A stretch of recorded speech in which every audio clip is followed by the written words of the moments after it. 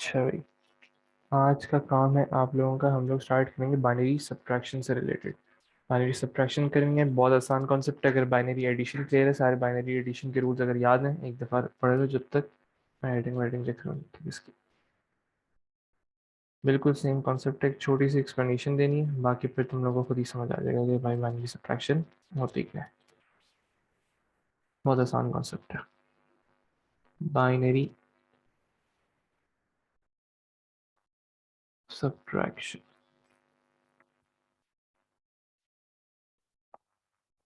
चलो जी, इसके पहले हम एक्सप्लेनेशन देखते हैं, बाद में इसको हम लोग इसके थोड़े बहुत क्वेश्चंस कर लेंगे।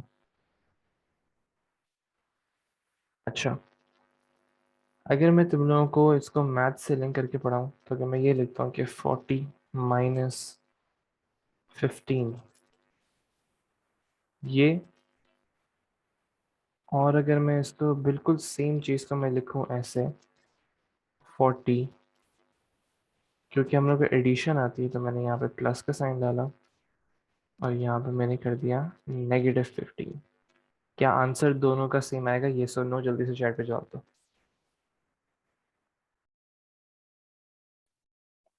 सेम आएगा, दोनों का आंसर क्या आ रहा है? 25 आ रहा है, बेहतरीन। तो दोनों का आंसर हमारे पास 25 आ रहा है। अब सिर्फ इतनी सी चीज़ से मुझे ये बताओगे, तुम लोग को बाइनरी सब्ट्रैक्शन का थोड़ा बहुत आइडिया हुआ क्या होगा? बेसिकली इसमें करना क्या होगा? जल्दी जल्दी चैट पे। इस चीज़ से क्या समझ आया? सिर्फ ये जो मैंने यहाँ तक बनाई है, मैं बॉक्स में डाल देता हूँ इसको। क्या करना होगा इसमें बाइनरी सब्ट्रैक्शन में? बिल्कुल सही है दोनों में। देखो, अगर थोड़ा सा गौर से देखो ना, तो हम लोगों को बाइनरी एडिशन आती है। बाइनरी सब्ट्रैक्शन के भी रूल्स होते हैं, जैसे ये है ना। हम लोग ने बाइनरी एडिशन कहाँ की है? यहाँ पे। ये जैसे हम लोग ने बाइनरी एडिशन के किए थे ना, बिल्कुल as it is binary subtraction के भी होते हैं। लेकिन हम लोग जो है, इसका एक आसान तरीका ये है कि आप इसका एक काम ये करो कि हम लोग को नेगेटिव नंबर्स कन्वर्ट करना आता है। कोई भी अगर पॉजिटिव नंबर दे दें हमें, तो हमें उसका नेगेटिव कन्वर्जन हमें बाइनरी फॉर्म में आती है, टूस कॉम्प्लीमेंट करके। और हम लोग को बाइनरी एडिशन भी आती है। जब दोनों चीज़ें हमें आती हैं, हम लोग बस इसका बाइनरी एडिशन परफॉर्म करेंगे उसके टूस कॉम्प्लीमेंट अप्लाई करने के बाद। सही है। अब इसका एक दफ़ा करके देखते हैं हम लोग। पहले इसको लिख लो अपने पास, कोई इसमें मुश्किल चीज़ नहीं है। यहाँ पे लिख लो नोट करके,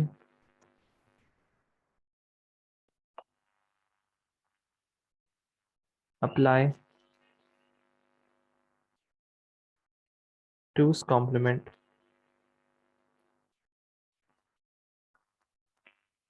and then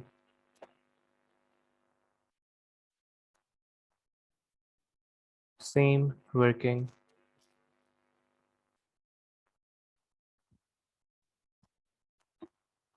as binary addition.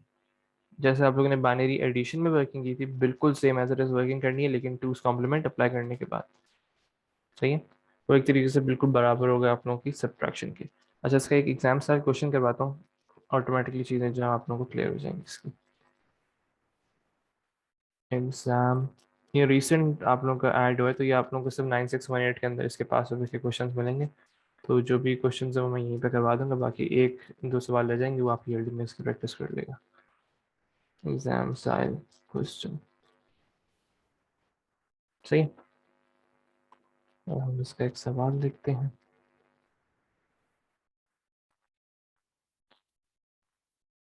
ये आ गया आपका एक क्वेश्चन, एक दफ़ा पढ़ लो सब इसको।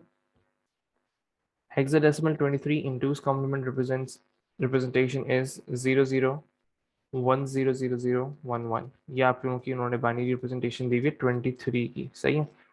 अब उन्होंने कहा था denary number 10 needs to be subtracted from this value. अब वो कह रहे हैं एक डेनरी नंबर है 10, जिसका आप लोगों ने सब्ट्रैक्ट करना है किस वैल्यू में से? इस वैल्यू में से।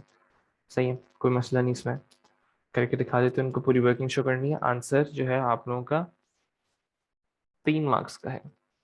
हर एक चीज़ की मतलब वर्किंग दिखाना ज़रूरी है। अच्छा, सबसे पहली चीज़ क्या है, हम लोग को 10 को सब्ट्रैक्ट करना है, तो हम लोग को क्या कर सकते हैं? अच्छा, अगर मैं इसको वैसे तुम लोग को डेनरी फॉर्म में बताऊं तो 23 -10 करो या 23 प्लस -10 करो, एक ही बात होती है। सही है, अभी हम लोगों ने ऊपर से देख लिया था।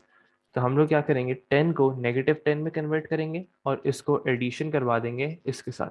बहुत आसान कॉन्सेप्ट है, एक दफ़ा करके देखते हैं। हर एक स्टेप में यहाँ पे डिटेल में लिख रहा हूँ ताकि आप लोगों को जब भी रिवीजन करो तो इजीली यहाँ से पढ़ सको उसको। कन्वर्टिंग 10 टू -10 क्यों कर रहे हैं वो हम लोग ऊपर डिस्कस कर चुके हैं। अच्छा, 10 को -10 में कैसे कन्वर्ट कर सकते हैं, बहुत आसान कॉन्सेप्ट है। सबसे पहले तो हमें 10 को ही बाइनरी फॉर्म में लाना पड़ेगा। 1 2 3 4 1 2 4 8 16 32 64 एंड 128। सही है जी। अगर मुझे 10 बनाना है तो 10 के लिए क्या करना होगा, 8 और 2 पे 1 लगेगा ताकि वो एड अप होकर 10 बन जाए। 0 बाकी सारे रिमेनिंग स्पेसेस शुड बी 0। सही है। ये हम लोग के पास अभी तो क्या बनी है, +10 की वैल्यू। अब अगर मुझे इसको -10 में कन्वर्ट करना है तो मुझे इस पर क्या अप्लाई करना पड़ेगा, 2's कॉम्प्लीमेंट। 2's कॉम्प्लीमेंट क्या होता है, पहले आप 1's कॉम्प्लीमेंट अप्लाई करते हो, वो क्या होता है, इनवर्स 1 0 1 0 1 1 1 1। सही है, ये 1's कॉम्प्लीमेंट अप्लाई कर दिया, सारे नंबर्स को मैंने इन्वर्स कर दिया। अब अगर मुझे 2's कॉम्प्लीमेंट करना है तो मुझे इसमें बाइनरी 1 को ऐड करना पड़ेगा। मैंने यहाँ पे 1 लिखा, बाकी सारे 0 किए। बाइनरी 1 ऐड कर लेते हैं। 1 + 1 will give you 0 and 1 carry. अच्छा, मैं कैरी किसी और कलर से कर रहा हूँ, ये आपका 1 कैरी। 1 0 0 आप लोगों का 1 एज इट इज आ जाएगा। सही है, बाकी फिर 1 0 1 as it is, 0 0 1 as it is, 1 as it is, 1 as it is, 1 as it is. सही, ये आप लोगों की कन्वर्जन किस चीज़ की होगी, -10 की। अब इसके बाद काम क्या है कि बस हम लोगों ने अब बाइनरी एडिशन करनी है। यहाँ पे हम लाइन बना लेते हैं, यहाँ पे लिख लो अपने पास इसको। तो यहाँ पे जो वर्किंग कर रहा हूँ ये एक तरीके से सब्ट्रैक्शन की वर्किंग है। सब्ट्रैक्ट, सही। किस चीज़ को सब्ट्रैक्ट करना था, 23 को। तो 0 0, थोड़ा स्पेस देते हैं, 0 0 1 0 0 0 1 1। अब इसके अंदर हम ऐड करेंगे क्या चीज़, जो हम लोग के -10 का नंबर था, विच इज़ 1 1 1 एंड 1 0 1 1 0। सही है, यही नंबर था। 4.10 1 1 0, हाँ बिल्कुल सही है। चलो जी, अब इसकी बाइनरी एडिशन कर लेते हैं जो आप लोग को ऑलरेडी आती है। एक सेकेंड,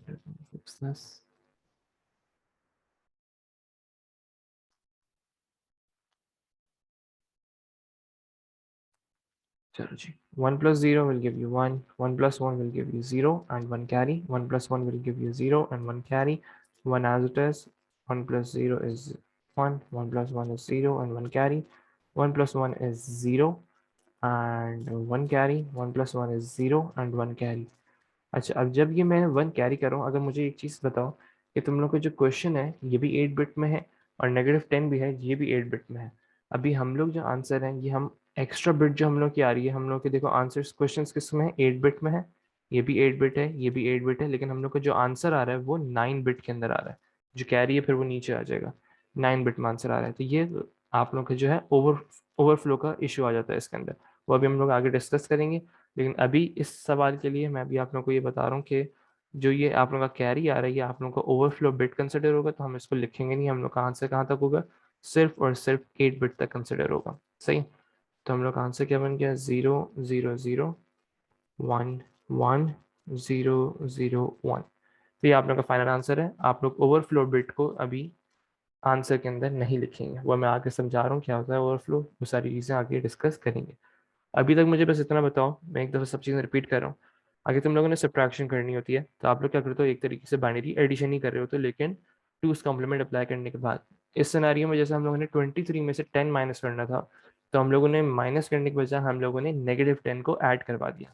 पहले हम लोगों ने 10 को 2's कॉम्प्लीमेंट अप्लाई किया ताकि वो हम लोगों के पास -10 बन जाए। जैसे ही वो -10 बना, हम लोगों ने 23 के अंदर उसको ऐड करवा दिया ताकि हमें वो आंसर सेम दे दे। इसका कॉन्सेप्ट यहाँ पर डिस्कस हो चुका है। कोई मसला किसी को यहाँ तक, जल्दी जल्दी चैट पे जवाब। सबके जवाब चाहिए भाई, जल्दी जल्दी। अब हो जाएगा सवाल। अच्छा, मैं एक क्वेश्चन दे रहा हूँ तुम लोगों को।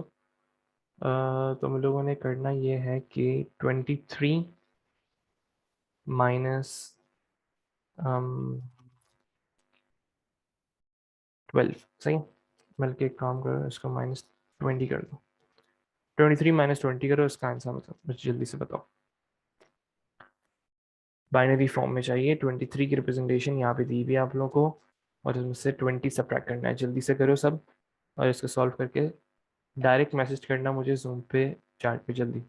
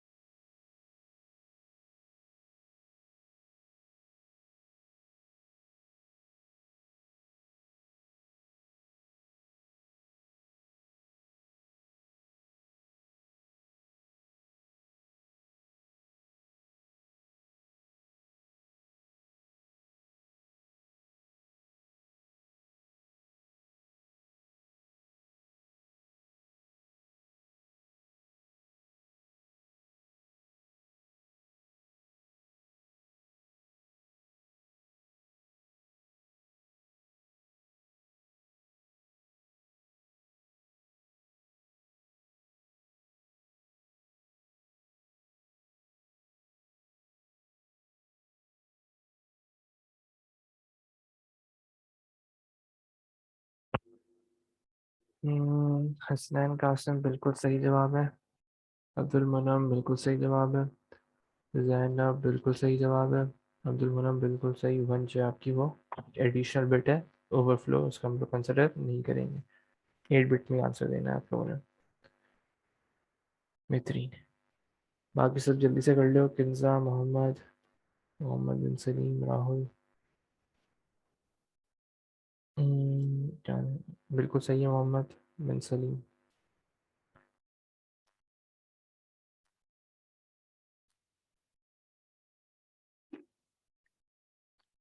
सही है। तो बेसिक कॉन्सेप्ट तुम लोग को यहाँ पे क्लियर है कि सब्ट्रैक्शन के लिए हम लोगों को करना क्या होता है कि एक तरीके से उसका टूस कॉम्प्लीमेंट अप्लाई करेंगे।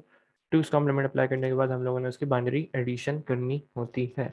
सही है, यहाँ तक हो गया हम लोगों का। ये आप लोगों ने कर लिया है सॉल्व। मैं इसका आंसर भी लिख देता हूँ यहीं पे, ताकि जो बाद में करें वो उसको एक दफ़ा चेक कर सके। तो इट्स बेसिकली 0 0 0 0 1 1 1 1। तो ये आप लोग का आंसर है, 23 - 20।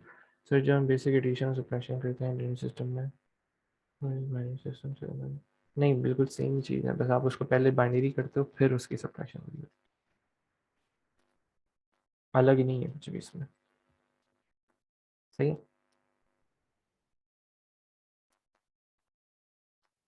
चलो आगे बढ़े। अब हम लोगों ने करना है, नहीं नहीं नहीं, बाइनरी के अंदर पहले आप लोगों को बाइनरी में कन्वर्ट करना पड़ेगा, फिर उसकी सब्ट्रैक्शन होगी। सही है।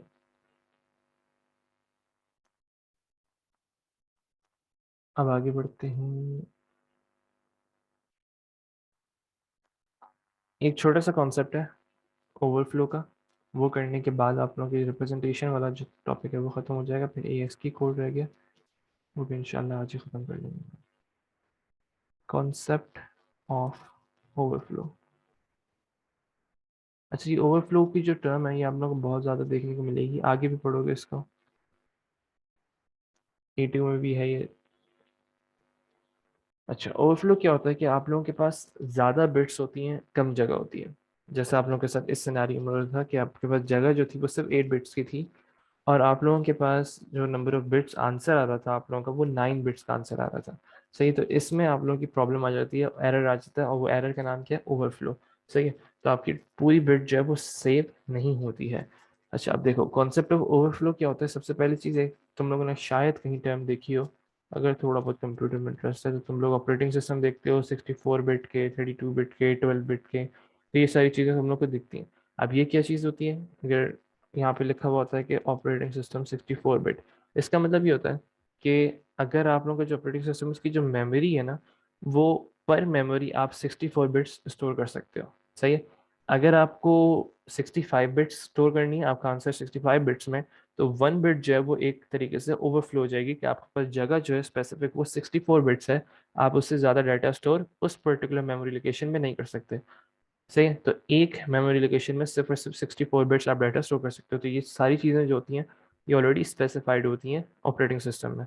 अब इस सिनेरियो में हम लोग से बात कर रहे हैं 8 बिट्स तक की, कि आप लोग डाटा जो है पर मेमोरी सिर्फ और सिर्फ 8 बिट्स का स्टोर कर सकते हो। अगर 9 बिट हो जाएगी तो वो ओवरफ्लो बिट कंसिडर हो जाएगी, 10 हो जाएगी तो जो आखिरी दो हैं वो आप लोगों की ओवरफ्लो बिट्स कंसिडर हो जाएंगी। सही है। तो हमेशा आप लोगों का जो ऑपरेटिंग सिस्टम होता है उसमें मेंशन होता है कि आप लोगों की जो पर मेमोरी आप कितनी बिट्स उसमें स्टोर कर सकते हो। तो अगर operating system 64 bit, 12 bit, 32 bit, इससे कंफ्यूज मत हुआ करो। वो बेसिकली होते क्या है, वो आपको एक स्पेसिफिक बता रहा था कि ये ऑपरेटिंग सिस्टम पर मेमोरी 64 बिट स्टोर करेगा, उससे ज़्यादा स्टोर नहीं कर सकता। सही है। बाकी जो है वो ओवरफ्लो में कंसिडर हो जाएंगे। अब इसका एक सवाल देखते हैं और फिर इसी से हम लोग सवाल से ओवरफ्लो की जो बिट है उसको आइडेंटिफाई करेंगे। एक रैंडम क्वेश्चन देख लेते हैं बाइनरी एडिशन का। 1 0 1 0 1 0 1 0 प्लस 1 0 1 1 0 ट्रिपल 1 0 ट्रिपल 1। अच्छा देखो, ओवरफ्लो का एरर आता कब है? ओवरफ्लो का एरर जब आता है जब आपकी जो फर्स्ट 2 बिट्स हैं ये सेम हो जाती हैं। जैसे ही ये दोनों सेम होंगी तो मतलब आप लोगों का एक कैरी आप लोगों को करना पड़ेगा। ऊपर वाले सिनेरियो में भी देख लो, हम लोग का यहाँ पे मसला क्या आ रहा था कि एंड में जाके जब आप लोगों की कैरी हो रहा था तो आप लोग की जो 2 बिट्स थी वो सेम हो रही थी, जिसकी वजह से आप लोगों को ओवरफ्लो का इशू आ रहा है। इस सिनेरियो में भी देखो कि इसकी जो फर्स्ट 2 बिट्स हैं वो आप लोगों की सेम हो रही है, तो इसके अंदर भी ओवरफ्लो का इशू आएगा। क्यों आएगा? क्योंकि जब हम 1 को ऐड करेंगे that will give me 0 and 1 carry, तो ये 1 जो है बाद में नीचे आएगा, ओवरफ्लो बिट कंसिडर हो जाएगी। अब जल्दी से इसको कर लेते हैं क्योंकि यहाँ तक का कॉन्सेप्ट आप लोगों को सबको क्लियर है। बाइनरी एडिशन है बेसिक ये। 1 0 क्या होता है? 1। Let me fix this. 1 0 क्या होगा? 1। 101 क्या होता है? 0 1 कैरी। 101 क्या होता है? 0 1 कैरी। डबल वन क्या होता है? 0 1 कैरी। डबल वन क्या होता है? 0 1 कैरी। और ट्रिपल वन क्या होता है? 1 एंड 1 कैरी। 1 0 0 क्या है? 1। और 101 क्या होता है? 0 1 कैरी, जो कि बाद में नीचे आ जाएगा, विच विल बिकम 1 0 1 1 0 0 0 0 1। अब हम लोग ओवरफ्लो बिट को कैसे आइडेंटिफाई करेंगे? ये हम लोग की जो एक्स्ट्रा बिट है इसको मैं कहता हूँ ओवरफ्लो बिट। ये आप लोगों की ओवरफ्लो बिट कंसिडर होगी। ये स्टोर नहीं होगी। आप लोगों का यहाँ तक का डाटा सारा स्टोर हो जाएगा एक पर्टिकुलर मेमोरी लोकेशन पे, लेकिन ये आप लोगों की बिट जो है वो ड्रॉप हो जाती है, ओवरफ्लो, जिससे आप लोगों का एक्यूरेसी में इशू आ सकता है। आपका जो डाटा है वो उतना ज़्यादा एक्यूरेट नहीं रहेगा। सही है। यहाँ तक कोई मसला किसी को? बहुत बेसिक क्वेश्चंस आते हैं, इससे कोई मुश्किल कॉन्सेप्ट है नहीं। तुम लोग इससे ये नहीं पूछेगा कि हम इसको डील कैसे करते हैं, ओवरफ्लो क्या है, रिस्क, वो सारी चीज़ें। बस बेसिक्स आप लोगों को क्लियर होनी चाहिए कि ओवरफ्लो का मतलब क्या होता है। ये हो गया आप लोगों का ओवरफ्लो का कॉन्सेप्ट। अभी क्वेश्चन देख लेते हैं। पास पे का क्वेश्चन है तो जल्दी से देख लो question.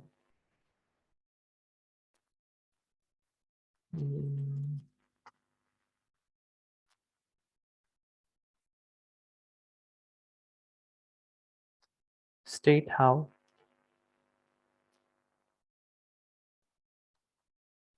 N overflow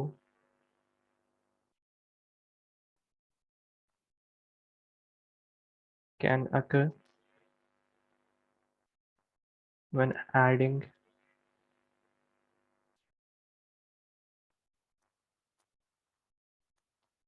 two binary integers.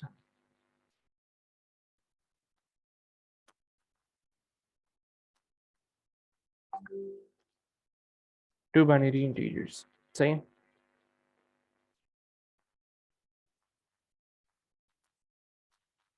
Okay जी, जल्दी से लिख लो इसको। जब भी देखो आप लोगों का जो आंसर आ रहा है वो अगर लार्जर होगा, जैसे इसमें आप लोगों को मैंने बताया कि जैसे आप लोगों का आंसर 9 बिट्स के अंदर आ रहा है, आप लोगों की स्पेस जो है वो सिर्फ और सिर्फ 8 बिट है, तो हम लोग इसमें ओवरफ्लो का एरर आप लोगों का अकर हो जाएगा। बस इसी कॉन्सेप्ट को आप लोगों ने लिखना है आंसर के अंदर, इग्नोर करना है मोहम्मद बिन सलीम। इसमें आप लोग आंसर के अंदर नहीं लिखोगे। जैसे इसके अंदर आप लोग की जो 1 था ये ओवरफ्लो बिट था। तो क्वेश्चन जो है जब भी कोई सवाल पूछा करो तो एवरीवन पे करके फिर पूछा करो ताकि सबको समझ आए। तो भाई क्वेश्चन ये था कि जब भी ओवरफ्लो का एरर आएगा तो हम इसको मेंशन करेंगे या इग्नोर करेंगे। इस बिट को जो ओवरफ्लो की बिट है इसको आपने इग्नोर करना है।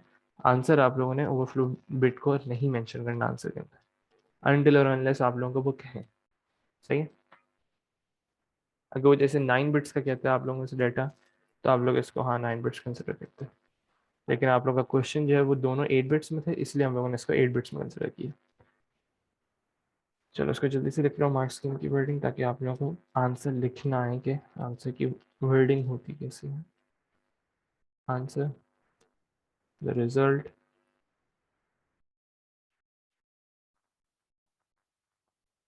is larger number than can be stored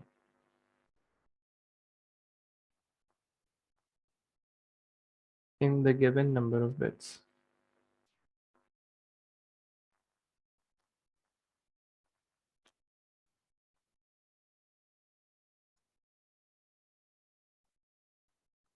Given number of bits, यहाँ तक लिखो इसको जल्दी से।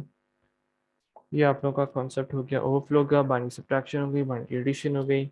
अब बेसिक कॉन्सेप्ट है एएस की, एक्सटेंडेड एएस की, यूनिकोड का। इसको जल्दी से करके आप लोगों का चैप्टर वाइंड अप करते हैं। सही है, हो गया यहाँ तक सबका? कोई इशू बाइनरी सब्ट्रैक्शन में, ओवरफ्लो में?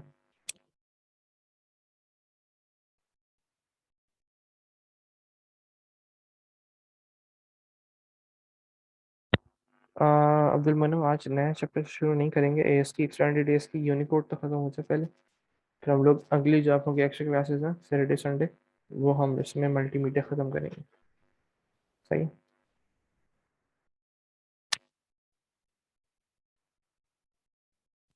चलो स्टार्ट करें, एएस की, एक्सटेंडेड एएस की और यूनिकोड।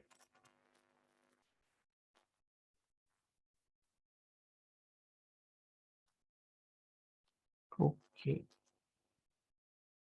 अच्छा जी, बेसिक कॉन्सेप्ट की पहले बात करते हैं इसके, फिर बाद में हम लोग इनकी इंडिविजुअल डिटेल्स स्टडी करेंगे और इनके क्वेश्चंस अटेम्प्ट करेंगे।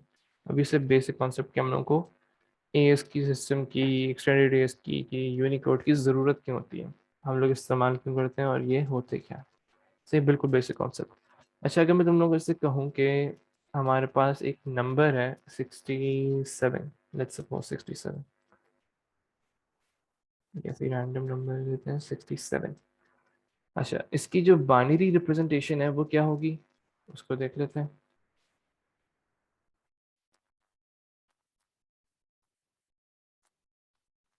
हम लोगों ने अब तक क्या सीखा है कि जितने भी आपको अगर कोई भी नंबर्स दे दें, उसको आप लोग इजीली क्या कर सकते हो, उसकी बाइनरी रिप्रेजेंटेशन जो है वो आप इजीली कर सकते हो।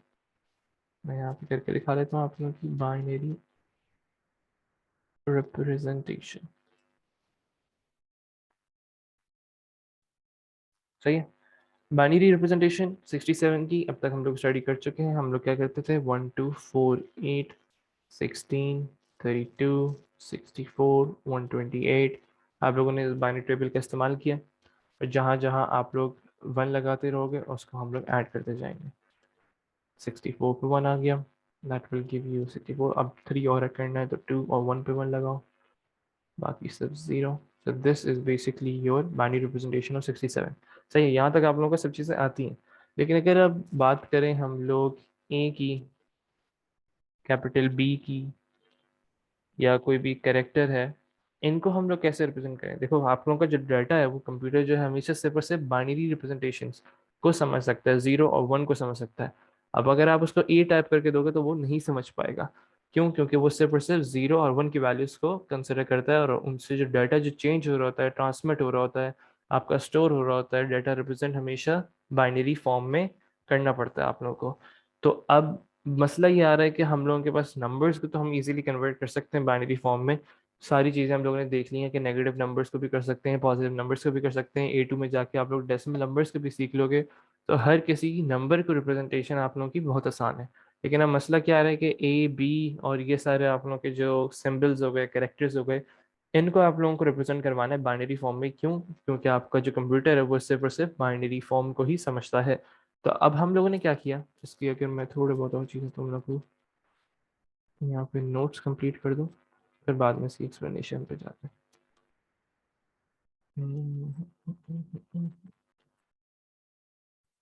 हम लोगों को इन कैरेक्टर्स की और इन अल्फ़ाबेट्स की जो रिप्रेजेंटेशन है वो हम लोगों को नहीं पता। कैसे करेंगे हम लोगों को नहीं पता। अब इसके लिए हम लोगों ने एक अपना स्टैंडर्ड कोड सेट कर लिया, हर एक वैल्यू के अपना एक कोड बना लिया कि जैसे 67 है, ए है, ए की एक अपनी वैल्यू है, एक अपना एक उसकी डेनरी वैल्यू है। उस डेनरी वैल्यू का हम लोग बेसिकली इस्तेमाल करते हैं बाइनरी रिप्रेजेंटेशन के अंदर। अच्छा पहले इसको लिख लो, यहाँ तक के जो भी हम लोगों ने समझा है, फिर आगे इसको और डिस्कस करते हैं। The numbers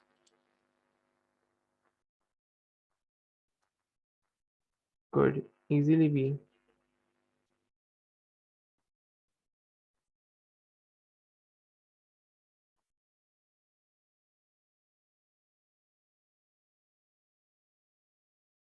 represented into binary form,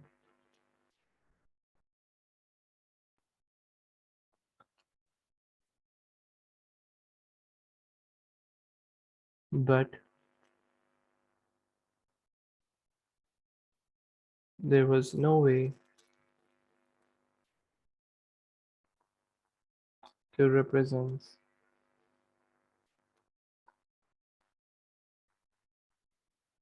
alphabets slash characters, ये symbols कुछ भी लिख लो यहाँ पे, characters लिख लो, इसमें सारी चीज़ें आ जाएंगी। सही। अब हम लोग को बस मसला क्या आ रहा है कि हम लोग इजीली सारी नंबर्स की जितनी भी रिप्रेजेंटेशन है वो बाइनरी फॉर्म में कर सकते हैं, लेकिन जहाँ तक बात आती है अल्फ़ाबेट्स की, कैरेक्टर्स की, सिंबल्स की, कोई भी बैक स्लैश ले लो, एंटर का की वो ले लो, बटन ले लो, या की ले लो, बैक स्पेस की ले लो, डिलीट की ले लो, इन सब की आप लोगों के पास बाइनरी रिप्रेजेंटेशन नहीं हो सकती। तो हम लोगों ने क्या किया, एक उसका एक स्टैंडर्ड सेट कर लिया। यहाँ पे मैं आप लोगों को दिखाता हूँ। सपोज करो कि जैसे ये एक कीबोर्ड है, हर एक की एक अपनी वैल्यू है, उसकी एक डेनरी वैल्यू है। जैसे सपोज करो 1 की अगर मैं बात करूं तुम लोगों से, तो इसके अंदर, इस कीबोर्ड के अंदर 1 की जो एस की वैल्यू है वो क्या है, 49 है। तो मतलब हम इस 49 को बाइनरी फॉर्म में कन्वर्ट करेंगे, तो इसका मतलब ये है कि आप लोगों का जब भी आप 1 प्रेस करोगे ना, तो 49 की बाइनरी फॉर्म जो है वो कंप्यूटर के पास जाती है, फिर वो उससे आइडेंटिफाई करता है, वो ASCII की जो टेबल है उससे मैच करता है और उससे आइडेंटिफाई करता है, हाँ भाई ये जो कीबोर्ड के अंदर आपकी जो की प्रेस होगी वो है 1। सही है। कैपिटल ए की बात कर लेते हैं। कैपिटल ए अगर आप प्रेस करते हो तो उसके पास वैल्यू क्या जाती है, 65। 65 जो है वो एक तरीके से कोड है, ASCII कोड है जो कि आइडेंटिफाइड है, और आप पे एक स्टैंडर्ड सेट हुआ हुआ है कि हमेशा कैपिटल ए प्रेस करोगे तो कंप्यूटर के अंदर क्या जाएगा, 65 की बाइनरी वैल्यू, और वो उससे कंपेयर करेगा आपकी एस की टेबल से, और उसको आइडेंटिफाई कर लेगा, हाँ भाई इसने कैपिटल ए जो है वो प्रेस किया। सही है। और ऐसी बात कर लेते हैं, जो भी आपका डिलीट बटन होता है, इसकी वैल्यू क्या होती है, 127। जब भी आप डिलीट बटन को क्लिक करोगे तो आप लोग के पास वैल्यू क्या आएगी, 127। ये नंबर्स डेसिमल है, डेनरी नंबर्स जो होते हैं ना, ये डेनरी वैल्यूज हैं। डेनरी को फिर आप बाइनरी में कन्वर्ट करते हो, कैसे करते हो, 1 2 4 8 16 32 64। अच्छा 128 में क्यों नहीं लिख रहा, ये आगे बात करते हैं हम लोग। सही, सिर्फ 64 तक रखो। 64 + 1 will give you your binary representation of 65। लेकिन क्योंकि 8 बिट रिप्रेजेंटेशन होती है तो यहाँ पे 0 लगा दो। 128 मैंने यहाँ पे नहीं लिखा है, बाद में डिस्कस करते हैं इसको अभी, लेकिन सिर्फ सिर्फ 8 बिट करने के लिए मैंने इसको यहाँ पे 0 लगा दिया। ऐसे अगर 127 की बात करूँ तो 1 2 4 8 16 32 एंड 64। 127 जो वो लास्ट रिप्रेजेंटेशन होती है, सारे 1 होते हैं। सही है। तो ये सारे बाइनरी फॉर्म है आप लोगों की डेनरी वैल्यूज की। ये बेसिक बात हो गई कि अगर कोई भी की क्लिक करो, ASCII की अपनी वैल्यू है, F1 की अपनी वैल्यूज हैं, ये सारी हर एक की एक अपनी वैल्यू है। कोई भी नंबर ले लो, फुल स्टॉप हो गया, कैपिटल M हो गया, विंडोज का बटन हो गया, हर एक उसकी की एक अपनी ASCII वैल्यू है, जो कि बेसिकली कंप्यूटर अंडरस्टैंड इजीली कर सकता है। एक आप लोगों को मैं टेबल भी दिखा देता हूँ इसकी। चीज़ों को जितना विजुअलाइज करोगे ना, उतना याद करना आसान है तुम लोगों के लिए। सिर्फ और सिर्फ थ्योरेटिकल चीज़ों को याद करोगे वो तुम लोगों के लिए बहुत ज़्यादा मुश्किल हो जाएगा, लेकिन जहाँ तक तुम लोग जैसे जैसे चीज़ों को देखते जाओगे ना और उनको कंपेयर करते रहोगे अपनी रियल लाइफ में, कि आप जैसे कोई भी कीबोर्ड का बटन दबा रहे हो तो उसको कैसे हो रहा है, तो ये सारे कॉन्सेप्ट तो बेसिक कॉन्सेप्ट से बाद में फिर तो सही है। ये इसकी टेबल है, इसको आप लोगों को पहले बता रहा हूँ, और ये फिर बाद में कोई ना पूछे मुझसे, इसको याद करने की ज़रूरत आप लोगों को नहीं है। No need to memorise.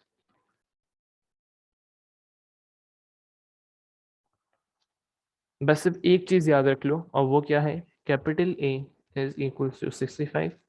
और ये भी अभी काम नहीं आएगा आप लोगों को, जो मैं ये लिखवा रहा हूँ ना, ये बाद में आप लोगों को A2 में काम आएगा। A इज इक्वल्स टू 97, और असेंबली लैंग्वेज में भी हाँ काम आएगा ये। बस अब ये दो चीज़ें याद कर लो बस। कैपिटल ए क्या होता है, 65 होता है। स्मॉल ए क्या होता है, 97 होता है।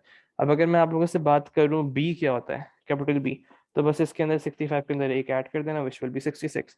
अगर मैं बोलूं सी क्या होता है, तो 65 प्लस 2 कर दो, 66 66 67, तो सी की वैल्यू आ जाएगी आप लोगों के पास 67।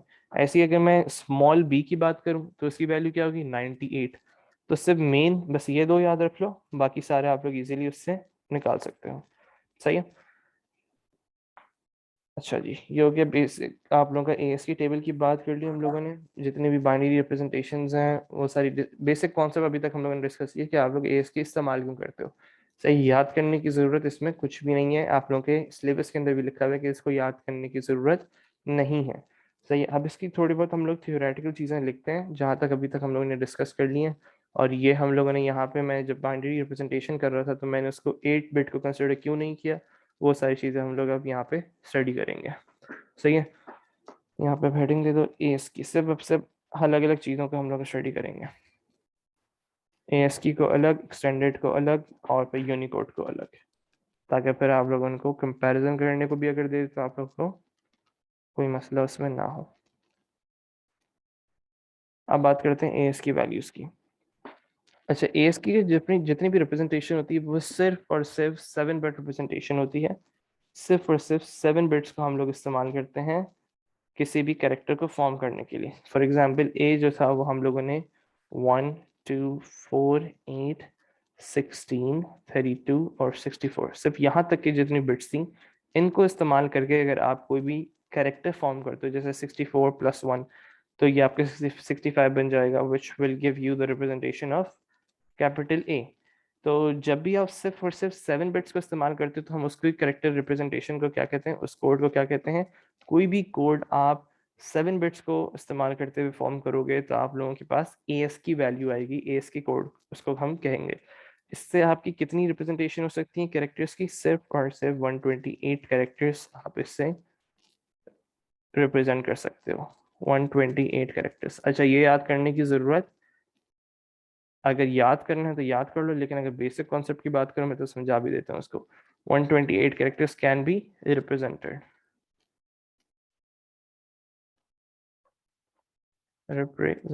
अलग अलग 128 कैरेक्टर्स रिप्रेजेंट कर सकते हो। देखो, सबसे पहला कैरेक्टर क्या होगा, 0 0 0 0 0 1 2 3 3 3 6 एंड 7। ये आप लोगों की सबसे फर्स्ट एक कैरेक्टर जो कि आप रिप्रेजेंट कर सकते हो एस की वैल्यू में, सारी वैल्यू 0।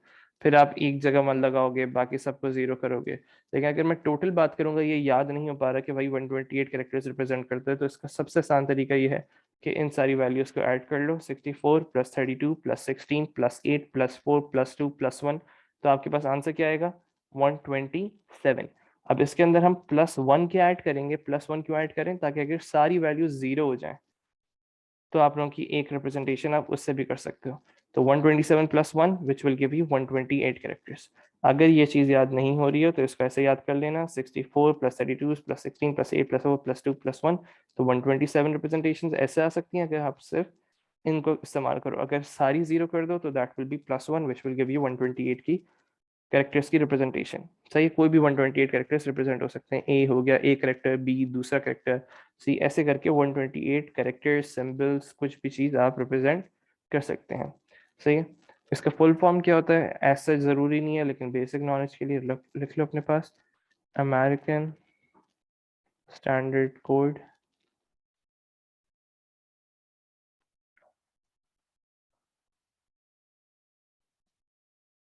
For information interchange. ऐसा जिसको याद करने की जरूरत नहीं, कोई ज़रूरी चीज़ नहीं है, बस बेसिक नॉलेज के लिए। इंटरचेंज, जो फर्स्ट 2 पॉइंट्स है वो ज़रूरी है, ये दो। सही है, ये हो गया बिल्कुल बेसिक ASCII की बात। अब अगर मैं कहूँ एक्सटेंडेड ASCII क्या होता है, EXTENDED, एक्सटेंडेड ASCII। सही है जी, एक्सटेंडेड ASCII क्या होता है, एक्सटेंडेड ASCII बेसिकली क्या है, ASCII ही है, लेकिन उसमें एक बिट की एडिशन हो जाती है, तो आप इसमें और ज़्यादा करेक्टर्स इस्तेमाल कर सकते हो। मतलब ASCII जो होता है वो सिर्फ आप लोगों का 7 बिट्स पे कंसिस्ट कर रहा था, यहाँ पे आप लोग 8 बिट्स इस्तेमाल कर सकते हो किसी भी कोड को फॉर्म करने के लिए। अब ये जो कॉम्बिनेशन है ये स्टैंडर्ड फॉर्म नहीं हुआ है इनका, कि इसमें फिर अलग अलग कोडिंग होती है कि आप एक कैरेक्टर अलग सिस्टम में कुछ और कंसिडर हो रहा होगा अगर 8 बिट भी इस्तेमाल कर रहे हो, और किसी और सिस्टम में कुछ और रिप्रेजेंटेशन हुई भी होगी उस कैरेक्टर की। तो एज सच एक्सटेंडेड ESCII की जो कोड्स हैं वो फिक्स नहीं हुए हुए। सही है, लेकिन इसमें होता क्या कि आप 8 बिट्स इस्तेमाल कर सकते हो कोई भी कोड बनाने के लिए। सही है, अब यहाँ पे इसकी थोड़ी बहुत एक्सप्लेनेशन लिख लो अपने पास। ASCII, इसके codes were 7-bit long, but then it was extended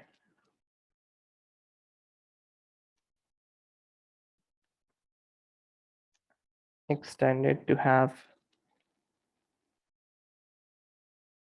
a bit length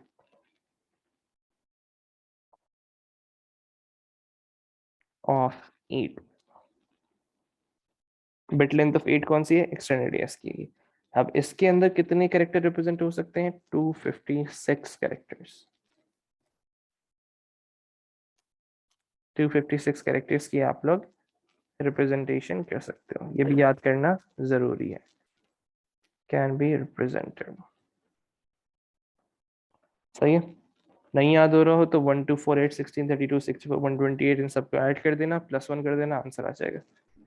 सही है, ये हो गया आप लोगों का बेसिक। आप लोग ने यहाँ तक ASCII की बेसिक्स हम लोगों ने कवर कर ली कि 7 बिट्स के अंदर कोई भी कैरेक्टर की रिप्रेजेंटेशन हो रही होगी तो हम उसको ASCII कंसिडर करेंगे। लेकिन अगर बात करें कितने कैरेक्टर्स की रिप्रेजेंटेशन हो सकती है, तो 128 कैरेक्टर्स की रिप्रेजेंटेशन ASCII के अंदर पॉसिबल थी।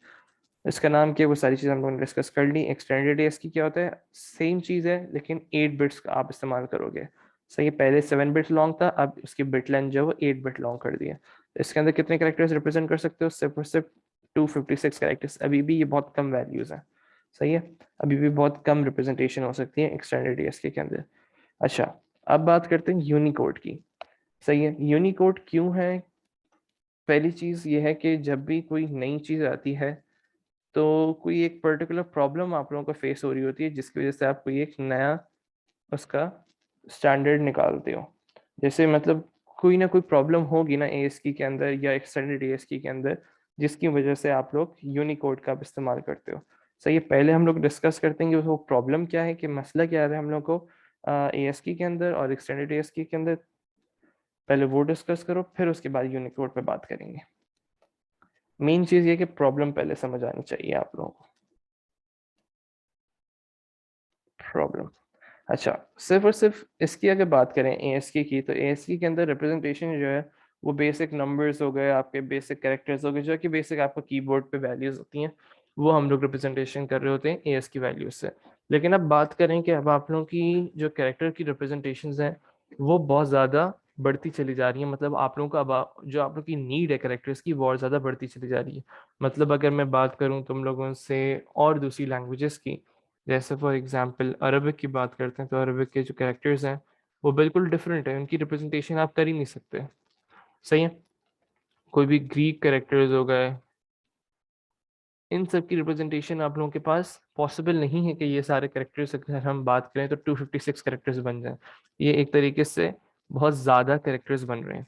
तो कोई भी अगर लैंग्वेज ले लो तो हर एक लैंग्वेज के एक अलग कैरेक्टर्स हैं। इंडियन की लैंग्वेज हिंदी हो गई, कोई भी चीज़ हो गई, तो ये आप लोग के अलग अलग उसकी कैरेक्टर्स, हर एक लैंग्वेज के अलग कैरेक्टर्स होते हैं। अब उनकी रिप्रेजेंटेशन कैसे करनी है, उसकी हम लोगों के पास कोई फिक्स रिप्रेजेंटेशन नहीं है। तो अब हम लोग को यहाँ पे मसला आ रहा है कि सिर्फ हम लोग की जो 256 की जो एक लिमिट है ना, वो हम लोगों को कम पड़ रही है। तो यूनिकोड क्या है, उसका एक सोल्यूशन है आप लोगों के पास। इसकी हम लोग के पास कोई रिप्रेजेंटेशन नहीं है, इसको भी लिख लो अपने पास। Let me copy that, paste, here you go. सही है। अब यूनिकोड क्या होता है, यूनिकोड जो है वो आपका 16 बिट पे भी डाटा स्टोर कर सकता है। मतलब कोई भी करेक्टर की आप एक करेक्टर फॉर्म कर सकते हो 16 बिट से, या तो 24 बिट से 32 बिट्स तक की आप लोगों के पास कैपेसिटी मौजूद है। आप 32 बिट्स तक इस्तेमाल कर सकते हो कोई भी करेक्टर की रिप्रेजेंटेशन। तो इसमें आप लोगों का अच्छे खास से करेक्टर जो हैं वो रिप्रेजेंट हो सकते हैं। सही है। यूनिकोड क्या था, बेसिक मसला ही हम लोग को ये आ रहा था कि अगर कोई और लैंग्वेजेस की बात करें, अरबिक हो गई, ग्रीक हो गई, और भी जितनी लैंग्वेजेस हैं, हर लैंग्वेज के कैरेक्टर्स डिफरेंट है। तो अब अगर उन कैरेक्टर्स की हम बात करें तो उनकी रिप्रेजेंटेशन हम लोगों के पास नहीं थी। तो अब उसको रिप्रेजेंट करने के लिए हम लोगों ने क्या किया, यूनिकोड का इस्तेमाल किया। यूनिकोड क्या होता है, 16, 24, 32 बिट्स की रिप्रेजेंटेशन। इनको बिट्स को इस्तेमाल करते हुए आप लोग कोई भी कोड जनरेट कर सकते हो। यहाँ तक किसी को कोई मसला बेसिक एएस की, एक्सटेंडेड एएस की यूनिकोड के अंदर सारी चीज़ें समझ आती हैं, प्रॉब्लम क्यों इस्तेमाल करते हैं, क्या ज़रूरत है हम लोग को। जल्दी जल्दी चैट पे जवाब सही है सबका।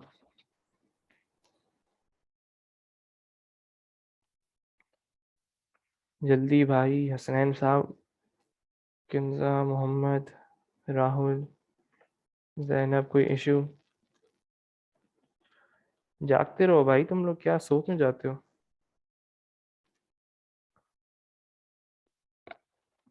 चलो जी, अब कुछ सवाल करने हैं पास पेपर्स के, और कुछ थ्योरेटिकल क्वेश्चंस है, उनको लिख लो, इनके आंसर्स लिख लो, ताकि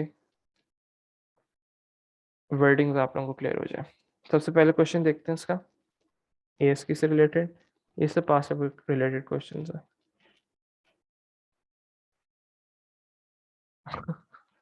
चलो मैं चेंज करता हूँ टाइमिंग तुम लोग की, कोशिश करते हैं। अभी फ़ौरन तो नहीं होगी, लेकिन बाद में कर दूंगा। What are the disadvantages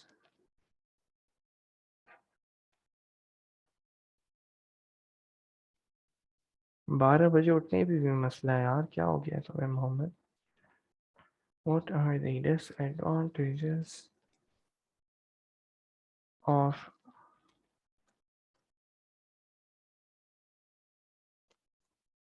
using ASCII code?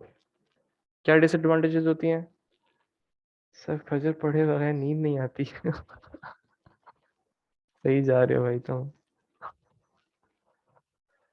और सब इतने अच्छे हो जाएं तो क्या ही बात है यार।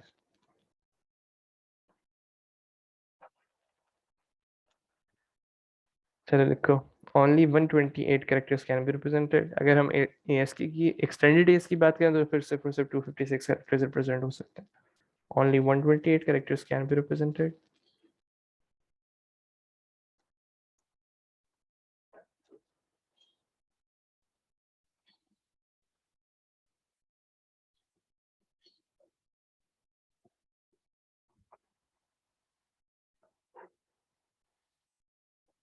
uses value 0 to 127. Many characters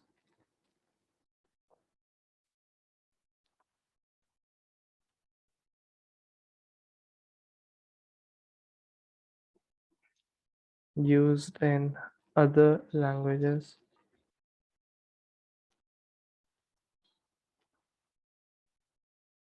cannot be represented.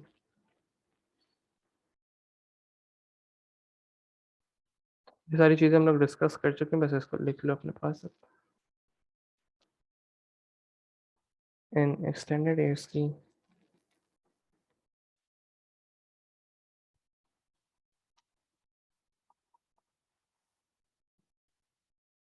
the characters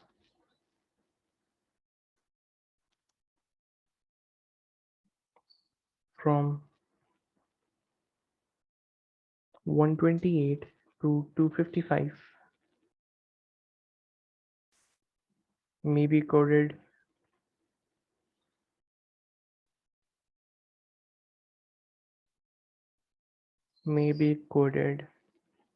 differently in different system. इस वाले पॉइंट को भी हम लोग डिस्कस कर चुके हैं. कोई स्टैंडर्ड कोड्स नहीं है इन डिफरेंट सिस्टम. चलो यहाँ तक लिख लिया है तो मुझे बता दो, आगे बढ़े हम लोग ताकि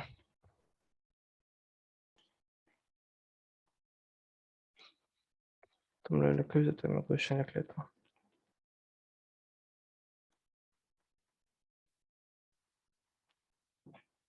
हाँ अब्दुल मनम, देखो एक्सटेंडेड ASCII के अंदर क्या है कि देखो 0 से 127 की जो रिप्रेजेंटेशन है वो तो आप लोगों की हर सिस्टम में फिक्स हुई हुई है कि आप लोग 0 से 128 की रिप्रेजेंटेशन जो 65 है वो हमेशा हर सिस्टम के अंदर 65 जो वो ए ही कंसिडर होगा. लेकिन 128 से 255 की बात करें, जब भी आप 8 बिट इस्तेमाल करोगे तो उसमें क्या मसला आता है कि 128 से 255 तक कोई एक स्टैंडर्ड वैल्यू सेट नहीं हुई हुई कि यही इसकी रिप्रेजेंटेशन है. जैसे अब जैसे बात कर लो अलिफ की, तो अलिफ की रिप्रेजेंटेशन कोई फिक्स नहीं है कि अलिफ की रिप्रेजेंटेशन 128 है, 129 है. तो अब इसका आप डिफरेंटली कोड कर सकते हो, हर एक उसको वैल्यू दे सकते हो. जैसे 1 है, अलिफ है, तो उसको तुम कोई भी वैल्यू दे सकते हो 128 से 255 के दरमियान.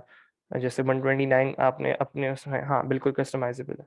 सही है, कोई फिक्स नहीं होती स्टैंडर्ड ASCII के अंदर. तो इसमें मसला ये आता है कि जो करेक्टर्स आप लोगों के एक उसके अंदर होते हैं, सिस्टम के अंदर होते हैं, वही सेम करेक्टर्स पॉसिबल, मतलब ज़रूरी नहीं है कि दूसरे सिस्टम में भी वही सेम रिप्रेजेंटेशन हुई भी उनकी.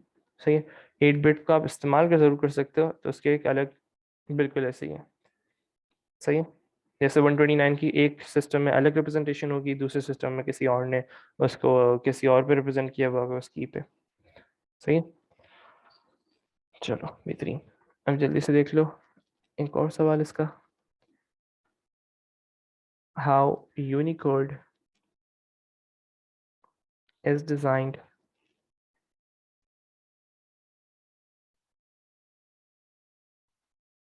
to overcome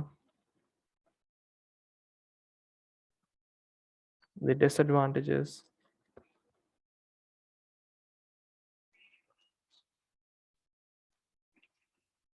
of ASCII. मतलब इसमें इस सवाल में आप लोगों को यूनिकोड के बारे में सारी चीज़ें बतानी है कि यूनिकोड है क्या. Basically uses 16,24,32 bits. Unicode is designed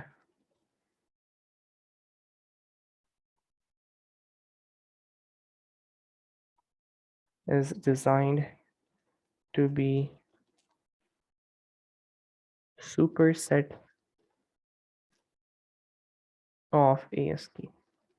पहले इसको लिख लो, मैं समझा रहा हूँ इस वाले पॉइंट को, अगर नहीं समझ आ रहा तो. सेकंड पॉइंट मैं भी क्लियर करता हूँ तुम लोगों का. Designed so that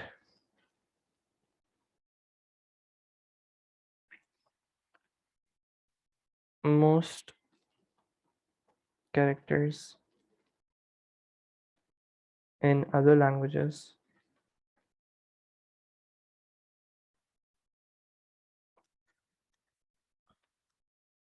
can be represented।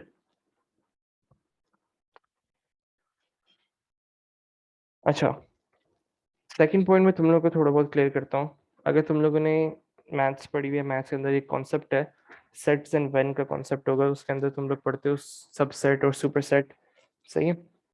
अब अगर मैं बात करूँ तुम लोग को, थोड़ा सा कॉन्सेप्ट हम लोग लिंक करते हैं मैथ्स से। सुपरसेट जो नहीं, ये सेट्स एंड व्हेन वाला है। ओके, सपोज करो कि एक आप लोग का, हम लोग यहाँ पे एक सर्कल बनाते हैं और एक सर्कल बनाते हैं यहाँ पे, इसको इसके अंदर रखते हैं और इस सर्कल को मैं नाम दे देता हूँ ए।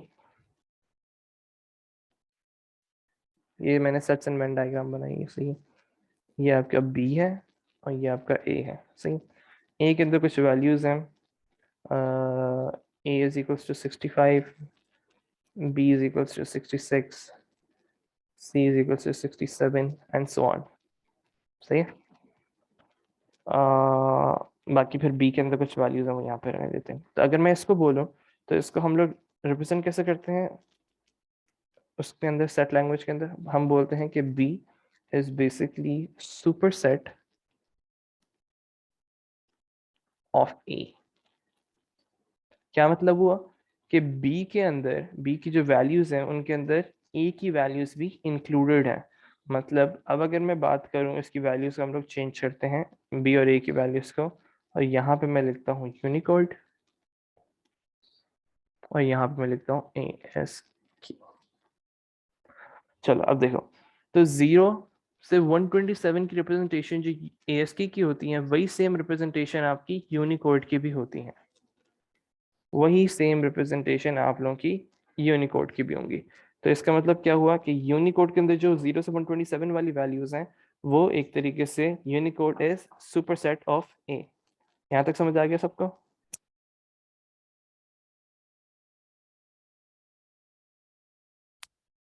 सही है, अभी वाला पॉइंट क्लियर है सबको? Unicode is design to be superset of A.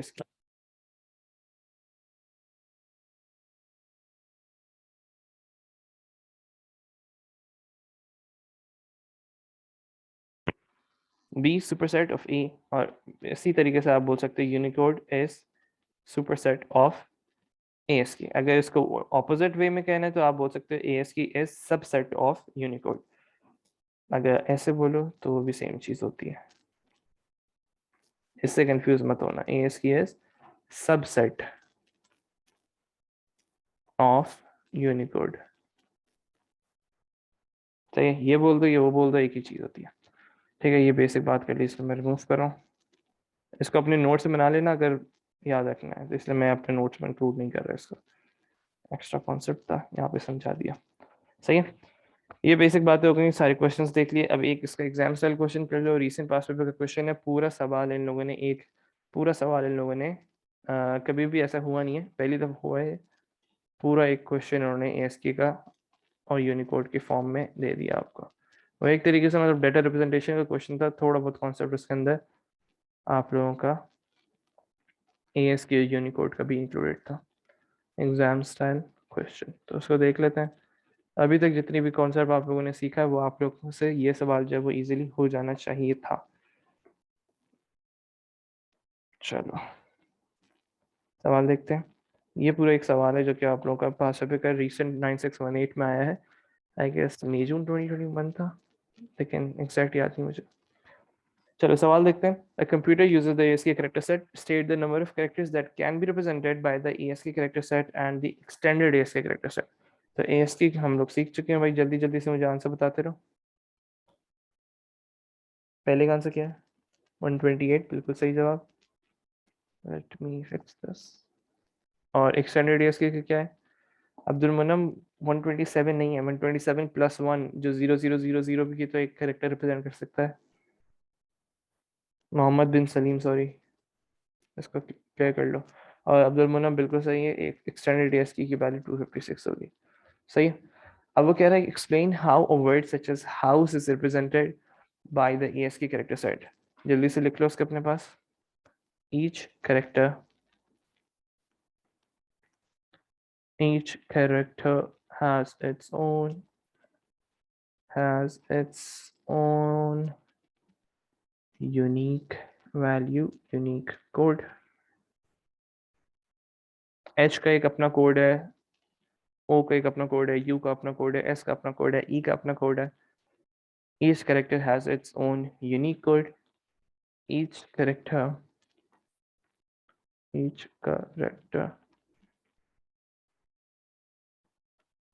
in the world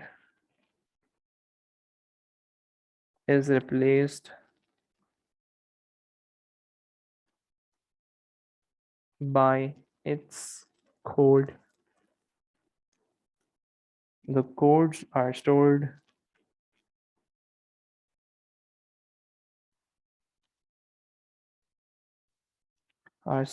in the order in the word. जैसा order word के अंदर है उसी फॉर्म में आपका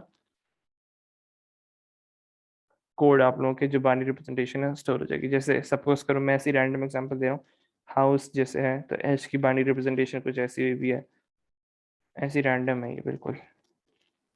फिर जीरो की ओ की रिप्रेजेंटेशन ऐसे हुई है 000111. फिर यू की अलग रिप्रेजेंटेशन है. तो आप लोगों के ऐसे जो है वो कैरेक्टर्स जो है स्टोर हुए हुए होते हैं. सही है, ये सवाल हो गया. अब वो कह रहे हैं Unicode is a different character set. The Unicode value for character 1 is denary value 49. सही. अब उन्होंने आपको बता दिया 1 की जो डेनरी वैल्यू है वो 49 है यूनिकोड के अंदर. अब वो कह रहे हैं right the hexadecimal value for the Unicode character 1. Hexadecimal value कैसे बनाते हैं, ये सब बाइनरी कोड लिख सकते हैं यूनिकोड की, यूनिक की जगह. हाँ यूनिक कोड लिख लो या बाइनरी कोड लिख लो, कोई समस्या नहीं. वैसे नहीं नहीं बाइनरी कोड नहीं आएगा अब्दुल मनम, बाइनरी कोड नहीं होता ना, यूनिक कोड होता है. 65 जो वो बाइनरी कोड नहीं है ना, 65 तो एक यूनिक कोड है. 65 बेसिकली आपका कोड है. सही है. हाँ डेनरी फॉर्म में जो होता है, बाइनरी कोड नहीं लिखोगे, उसका यूनिक कोड ही आएगा. चलो अब वो कह रहे हैं right the hexadecimal value for the Unicode character 1. 1 की जो हेक्साडेसिमल वैल्यू वो आप लोगों ने लिखनी है. आपको उन्होंने डेनरी वैल्यू ऑलरेडी दी हुई है विच इज 49. तो आप लोगों का पहला काम क्या होगा कि इसको कन्वर्ट करना होगा बाइनरी फॉर्म में. डेनरी को बाइनरी में कन्वर्ट करोगे, फिर बाइनरी से हेक्साडेसिमल करेंगे. 32, 64, 128, ये तो बेसिक कॉन्सेप्ट है जो आप लोग सीख चुके हो.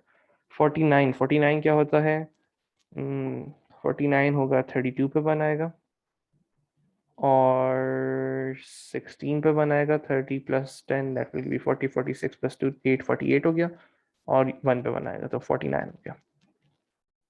बाकी सारी वैल्यूज जीरो हो गई आप लोगों की. सही है.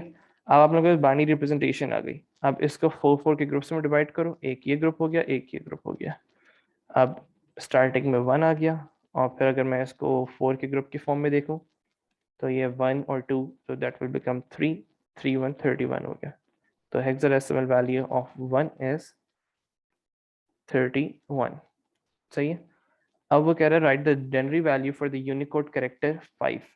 अब वो कह रहा है यूनिकोड कैरेक्टर 5 है तो उसकी डेनरी वैल्यू क्या है. ये तो सर ने मना किया था कि भाई उसको याद नहीं करके आना. तो इसका आसान तरीका क्या है, आप लोगों को उन्होंने दिया हुआ है कि भाई 1 की जो वैल्यू है 49 है. तो आप लोग इसके अंदर क्या करोगे, 49 1 की रिप्रेजेंटेशन, 52 की रिप्रेजेंटेशन, 51 3 की रिप्रेजेंटेशन, 54 4 की रिप्रेजेंटेशन, 50 सॉरी देखो 1 जो है वो 49 हो गया, 2 हो गया 50, 3 हो गया 51, 4 हो गया 52, 5 हो गया 53. सही. इसको लिख के कर लो, ज़्यादा आसानी है, कन्फ्यूजन नहीं होगी और कंफर्म आंसर आ जाएगा. मोहम्मद बिन सलीम आप सही है. 1 की रिप्रेजेंटेशन 49, 2 की 50, 3 की 51, 4 की 52, 5 की 53. तो आप लोगों का आंसर मिल गया आपका कि बाइनरी यूनिकोड कैरेक्टर वैल्यू जो होगी वो होगी 53. कोई मसला किसी का यहाँ तक? जल्दी जल्दी चैट पे जवाब चाहिए, जल्दी जल्दी जल्दी. ये हो गया आप लोगों का जो बेसिक डाटा रिप्रेजेंटेशन का कॉन्सेप्ट है. एक दफ़ा मैं आप लोगों को आपका सिलेबस भी दिखा दूं ताकि चीज़ें समझ आ जाएं कि कहाँ तक हम लोगों ने कर लिया.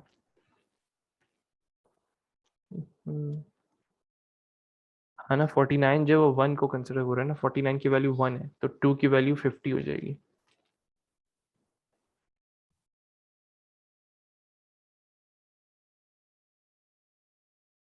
ओके जी, वैसे एक दफ़ा सिलेबस देख लो ताकि चीज़ें क्लियर हो जाएं, कहाँ तक हो गया हम लोग का। अच्छा, डाटा रिप्रेजेंटेशन के अंदर, इंफॉर्मेशन रिप्रेजेंटेशन के अंदर ये चैप्टर 1 है, जिसके अंदर 3 सब सेक्शंस हैं। कौन कौन से? डाटा रिप्रेजेंटेशन, मल्टीमीडिया और कंप्रेशन। सही है, अभी तक हम लोगों ने ये जो पूरा डाटा रिप्रेजेंटेशन का कॉन्सेप्ट है ये सब हम लोगों ने कर लिया है, जिसमें आप लोगों के बाइनरी प्रीफिक्सेस वगैरह, बीसीडी फॉर्म, सारी कन्वर्जन, पॉजिटिव नेगेटिव फॉर्म, और binary addition, binary subtraction, overflow का कॉन्सेप्ट, नेगेटिव नंबर्स क्या है, बीसीडी रिप्रेजेंटेशन क्या है, उनकी हेक्साडेसिमल क्या है, एएस की क्या होता है, एक्सटेंडेड एएस की क्या होता है, यहाँ पे ये भी पढ़ लो उसको। Students will not be expected to memorise any particular character codes. तो हर एक चीज़ जो है हम लोगों ने डाटा रिप्रेजेंटेशन की कवर एक एक चीज़ यहाँ तक कर ली है। अब आप लोगों का जो नेक्स्ट चैप्टर है वो है मल्टीमीडिया। मैक्सिमम इसमें 2 दिन लगने आएंगे, इमेजेस का 1 दिन है, साउंड का 1 दिन है, हो जाएगा। बाकी फिर एक कंप्रेशन का उसी में हमें कवर करवा दूंगा, साउंड में या इमेजेस के अंदर। सही, तो आप लोगों का इंशाल्लाह सैटरडे संडे को ये चैप्टर 1 भी खत्म हो जाएगा। सही है।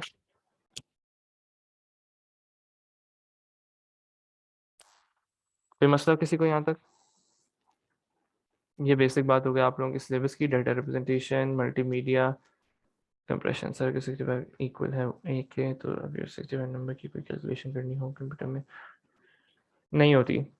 अब्दुल मनम देखो, 6 की भी एक एएस की वैल्यू के अंदर रिप्रेजेंटेशन है, 5 की भी एक अलग रिप्रेजेंटेशन है।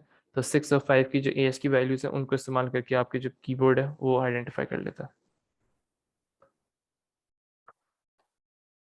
सही है। तो आप लोगों का ये डाटा रिप्रेजेंटेशन हो गया। एक दफ़ा सिलेबस देख भी लेना, कोई मसला हो, किसी को कोई भी इशू हो तो मुझसे पूछ लेना। ठीक है, इंशाल्लाह अगली क्लास में आप लोगों से मैं नोट्स भी शेयर कर रहा हूँ, सब चीज़ें शेयर कर रहा हूँ आप लोगों को। ये मैं अपडेट कर देता हूँ, व्हाट्सएप पे अपलोड हो जाएगा। बाकी यूट्यूब पे भी ये डिस्क्रिप्शन के अंदर मिल जाएगा आप लोगों को। चलो बस, इंशाल्लाह फिर अगली क्लास है आप लोगों की सैटरडे को, एक्स्ट्रा क्लास है जिसके अंदर आप लोगों का मल्टीमीडिया का चैप्टर हम लोग कवर करेंगे। सही है जी। ओके जी, अल्लाह हाफिज़ जी, फिर मिलते हैं जी। अल्लाह हाफिज़। नहीं नहीं, फ्राइडे क्लास नहीं है।